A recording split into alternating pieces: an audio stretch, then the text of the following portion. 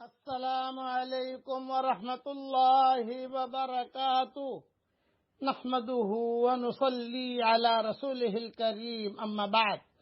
آج کا سبق سن لیجئے۔ آج کے سبق کی سرخی ہے زنا سے بچیے، پارٹ نمبر 22۔ سلسلہ وار قصہ مختصر بیان کر رہا ہوں۔ تفصیل میں میری کتاب بکھرے موتی میں لکھ چکا ہوں لیلا مجنون کی۔ یہ لیلا اور مجنون دونوں کی آپس میں محبت بہت تھی۔ مجنون نے اور لیلا نے یہ مشورہ کیا کہ ابھی تیری میری ملاقات تو نہیں ہو سکتی، ایک ہی محلے میں رہتے ہیں لیکن دروازے الگ الگ رخ پر ہیں، تو تیری خبر مجھے کیسے ہو، میری خبر تجھے کیسے ہو؟ تو انہوں نے ایک درخت طے کر رکھا تھا۔ اس درخت میں ایک سوراخ تھا، اس سوراخ میں جا کر لیلا خط رکھ دیتی تھی اور مجنون جو ہے وہ پڑھ لیتا تھا اور پھر مجنون وہاں اس کا جواب رکھ دیتا تھا۔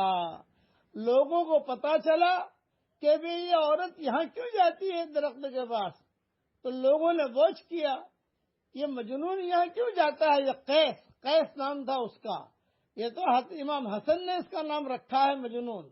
تو تب پتا چلا کہ اچھا یہ معاملہ ہے۔ باپ کو معلوم ہوا تو باپ نے اچھا یہ مولانا یوسف صاحب رحمۃ اللہ علیہ فرماتے تھے کہ یہ مجنون عبداللہ بن عمر کے دوستوں میں سے تھا، یہ اور تابعی تھا، چونکہ صحابہ کو دیکھا ہے اس نے مجنون نے۔ حضرت عمر کے زمانے میں اس کی شادی کا مسئلہ کھڑا ہوا تھا قیس کا۔ میں قیس کہوں گا کیونکہ مجنون نام تو بہت بعد میں پڑا اس کا، امام حسن نے رکھا۔ چنانچہ ایک مرتبہ زمین پر بیٹھا ہوا وہ کچھ لکھ رہا تھا، تو کسی نے آ کر پوچھا کیا کر رہا ہے، تو کہا کہ لیلا کا نام لکھنے کا مشق کر رہا ہوں۔ تو پھر کسی نے کہا دھپ ماری، یہ فرمایا کہ اللہ سے ڈرتا نہیں ہے، اتنا تو اس کے پیچھے پڑا ہوا ہے۔ اس وقت میں اس نے ایک شعر پڑھا اور یہ شعر یہ پڑھا کہ اے اللہ سب کچھ مجھے ملا مگر لیلا ہی نہیں ملی، لیلا دے دیتا میرا کام بن جاتا۔ غیب سے آواز آئی خوشنما ید نالے شبہائے تو، خوشنما ید نالے شبہائے تو، ذوقہا دارم بزاری ہائے تو۔ اے مجنون تیرا راتوں کا رونا لیلا کے فراق میں مجھے بہت پسند ہے۔ اگر لیلا سے تیری ملاقات کرا دوں گا تو میرے سامنے روئے گا کون؟ تو روتا جا میں دیکھتا جاؤں، تو روتا جا میں دیکھتا جاؤں۔ میرے والد صاحب رحمۃ اللہ علیہ اس شعر کو ہزاروں کے نہیں لاکھوں کے مجمع میں بہت جھوم جھوم کر پڑھتے تھے۔ خوشنما ید نالے شبہائے تو، خوشنما ید نالے شبہائے تو، ذوقہا دارم بزاری ہائے تو۔ اس لیے آدمی کبھی کبھی اللہ کے سامنے روتا ہے اور کام نہیں بنتے ہیں، اس کا مطلب کہ اللہ کو تیرا رونا پسند ہے۔ یہ لیلا مجنون کی کچھ تفصیل میں نے سنا دی۔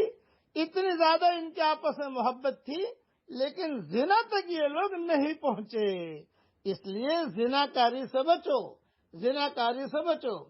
اب میں جو پڑھا رہا ہوں پڑھ لیجئے۔ آسمان کے دروازے کھلنے کا نبوی نسخہ، صبح شام ایک ایک مرتبہ پڑھ لیجئے۔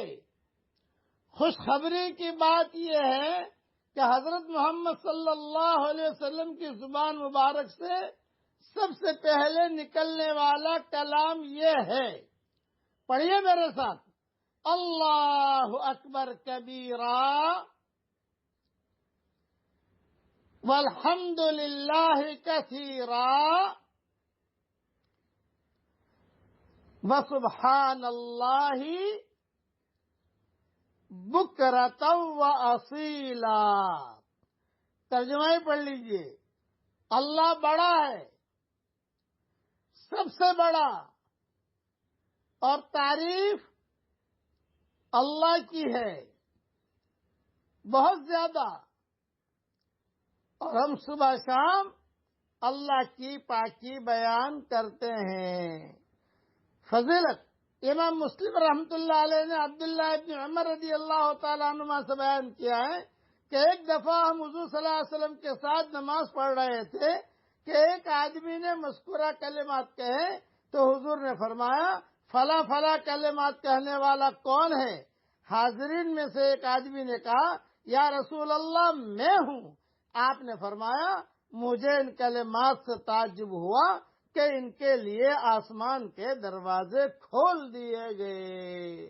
بس یہ میری کتاب جو نئی 26 صورتیں آئی ہیں صفحہ 565 پر موجود ہے۔ میں نے ایک کلمے پڑھے، اللہ نے میرے لیے دروازے کھول دیے آسمان کے۔ آپ بھی پڑھ لیجئے، آپ کے لیے بھی دروازے اللہ تعالیٰ کھول دے گا، اور جو دعا مانگو گے اللہ قبول کرے گا۔ آمین۔ وآخر دعوانا ان الحمدللہ۔